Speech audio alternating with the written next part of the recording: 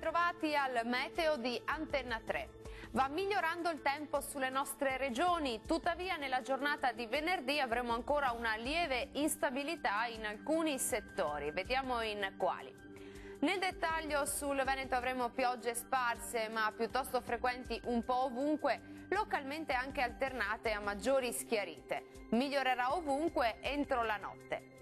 Temperature minime tra 3 e 9 gradi, massime in calo tra 9 e 13 gradi circa. Spostiamoci ora sul Friuli Venezia Giulia.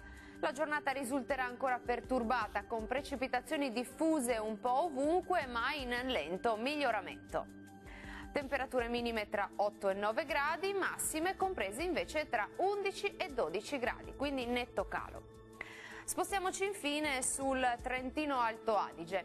Non si esclude qualche pioggia al mattino, ma col passare delle ore potrebbe far capolino un timido sole. Temperature minime intorno ai 5 gradi, massime oscillanti invece tra 12 e 13 gradi. Dal meteo di Antenna 3 per ora è tutto. Arrivederci.